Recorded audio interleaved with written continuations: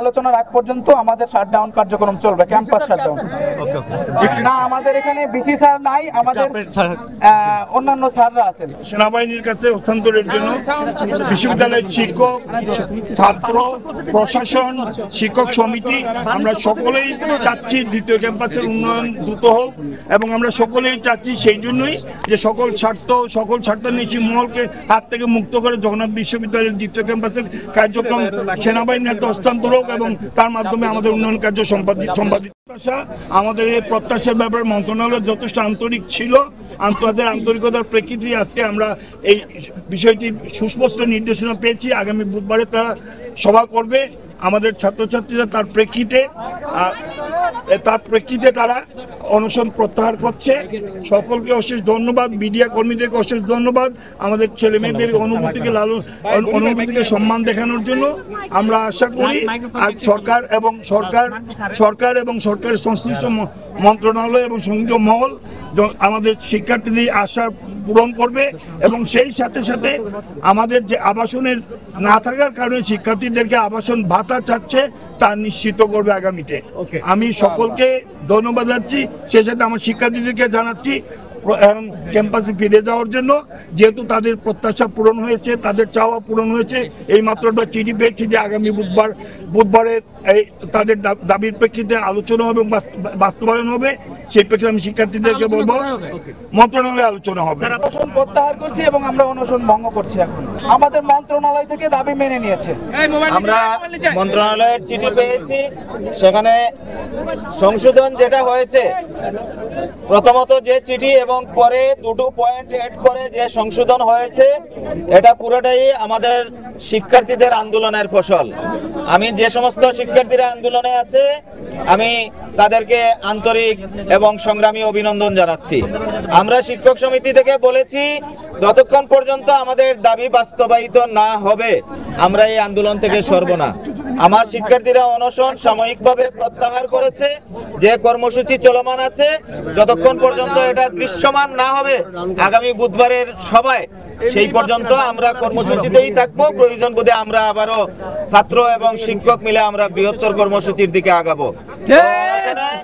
অনশনে যারা উপস্থিত হয়েছে এবং যারা অংশগ্রহণ করেছে আমি আমার সকল শিক্ষার্থীদেরকে আন্তরিক ধন্যবাদ এবং কৃতজ্ঞতা জানাই, এবং পরবর্তী যে কোনো কর্মসূচিতে আমরা একাত্ম হয়ে আমরা কাজ করব। সবাই সুশৃঙ্খলভাবে ক্যাম্পাসে যাবে এবং কালকের যে কর্মসূচি আছে সেটা পালন করবে। গত 13 নভেম্বর আমরা মন্ত্রণালয়ে একটা মিটিং করি এবং সেই মিটিং এ কিন্তু বলা হয়েছিল যে বিশ্ববিদ্যালয় প্রশাসন সেনাবাহিনীকে কাজ হস্তান্তরের ব্যাপারে সকল ব্যবস্থা গ্রহণ করবে, কিন্তু আমরা গত 2 মাস অতিবাহিত হয়ে যাওয়ার পরও আমরা কোনো কিছু দেখতে পাইনি, যার পরিপ্রেক্ষিতে আমরা গতকালকে থেকে গণ অনশন কর্মসূচি চালিয়ে যাচ্ছি এবং এটা চলছে। কিন্তু আমাদের আমরা কিছুক্ষণ আগে যে চিঠিটা পাইলাম সেই চিঠিতে স্পষ্টভাবে উল্লেখ রয়েছে যে আগামী 15 তারিখ বুধবারে যে মিটিংটা হবে সেই মিটিংয়ে প্রকল্পের কাজ বাংলাদেশ সেনাবাহিনীর নিকট হস্তান্তর হবে। তারপর বিশ্ববিদ্যালয়ের বাণী ভবন ও হাবিবুর রহমান হল স্টিল স্ট্রাকচারের মাধ্যমে নির্মাণ করার জন্য প্রয়োজনীয় ব্যবস্থা গ্রহণ করবে, এবং আবাসন যে ব্যাপারে যেটা বললো, আমরা যে অস্থায়ী আবাসন বলছে সেই অস্থায়ী আবাসনের ব্যাপারে তারা 15 তারিখে বসে সম্পূর্ণভাবে আলোচনা করবে। এখন যে বিষয়টা সেটা হলো যে যেহেতু আমাদের এখান থেকে আমাদের 3টা দাবির মধ্যে 2টা দাবি তারা একদম স্পষ্ট বলে দিয়েছে, আরেকটা দাবি বলছে এটা আলোচনা সাপেক্ষে কমপ্লিট করব।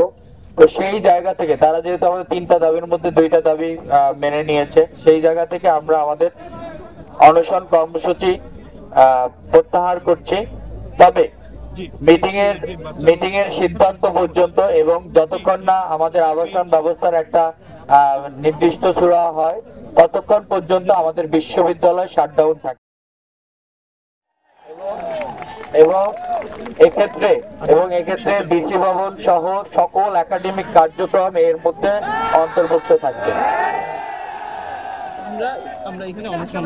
আর আমরা এখানে অনশন কর্মসূচি প্রত্যাহার করছি। তবে কালকে সকাল 8টা থেকে আমাদের শাটডাউন কর্মসূচি চলমান থাকবে যতক্ষণ না এই মিটিং এ আমাদের এই ফাইনাল আমরা রেজাল্ট পাই। গতকাল সকাল 8টা থেকে আমাদের দ্বিতীয় ক্যাম্পাসের কাজ এবং অস্থায়ী আবাসন সুবিধা নিশ্চিতের লক্ষ্যে অনশন করে আসছি, এখনো অনশনরত অবস্থায় আছি। কিছুক্ষণ আগে আমাদের কাছে একটি চিঠি এসে পৌঁছেছে, যে চিঠিটার মাধ্যমে আমরা একটা আশার আলোর দেখতে পাচ্ছি আমাদের দ্বিতীয় ক্যাম্পাস নিয়ে, এবং আমাদের সুস্পষ্টভাবে তারা জানিয়েছে চিঠিতে আগামী 15 তারিখ বুধবার পানি ভবন এবং হাবিবুর রহমান, জি ভাই লিখিত আসছে ভাই, লিখিত না হলে আমরা কেন কথা বলবো, বলেন ভাই। হাবিবুর রহমান হলের স্টিল বেস স্ট্রাকচারের অনুমোদন দিবে। 15 তারিখে আমাদেরকে আমাদের হাতে যে চিঠিটা দিয়েছে সেই চিঠিতে তারা স্পষ্ট করে বলেছে এই কথা, এবং 70% যে আবাসন ভাতা সেটার আলোচনা করে আমাদেরকে জানিয়ে দিতে চাইছে। আমি রাকিব ভাইকে চিঠিটি পড়ে শোনানোর জন্য অনুরোধ করছি।